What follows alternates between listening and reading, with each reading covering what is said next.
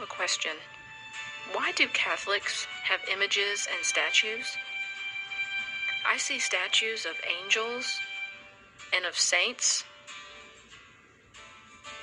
also statues of other creatures, as well as finding paintings and stained glass windows and various other types of images.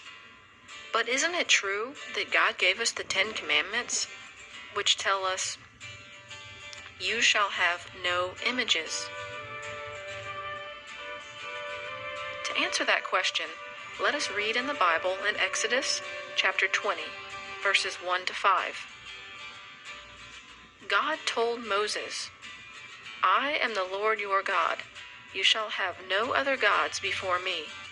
You shall not make for yourself a graven image. You shall not bow down to them or serve them." Does this mean we are to have no images at all? The answer is no. If we look at the Bible, we see that God commands even Moses to make statues and images.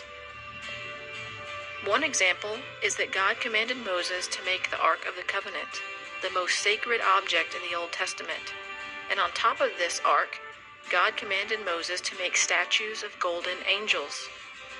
God also commanded Moses to make his brother Aaron, the high priest, vestments of various colors, with stones and jewels, as well as putting various images, like the pomegranates, onto the robe. God also commanded Solomon, the son of King David, to build the Jewish temple in Jerusalem. And this was majestic.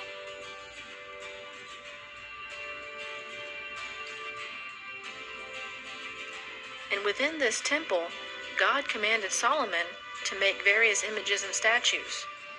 He commanded him to put bulls and oxen and lions, as well as angels, various types of vegetation, flowers, and fruits. God commanded these images to be made, and God would not command men to break his own commandments. So what does this commandment mean? To better understand this, let's look at what happens in Numbers chapter 21, verses 1 to 9. Here, the Israelites had lost trust in God, and so God had sent deadly snakes into their camp. Many died from snake bites. They became afraid and they turned to God for help.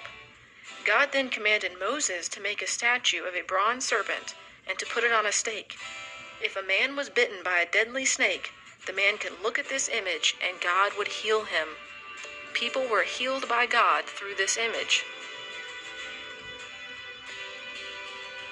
This image was good in the eyes of God.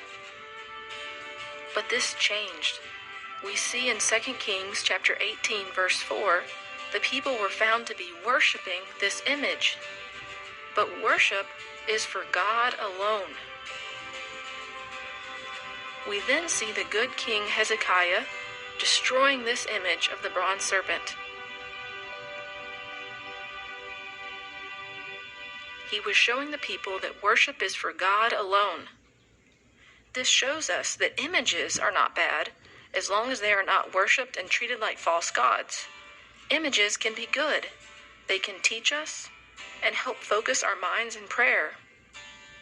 When we see paintings and statues and pictures and stained glass windows, these things can show us God's glory in creation, and it can also show us the power of God's grace working in the lives of saints.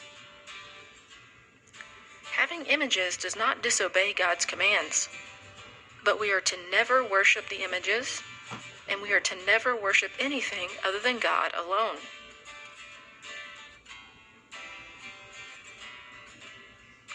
And this is what God teaches us in this commandment.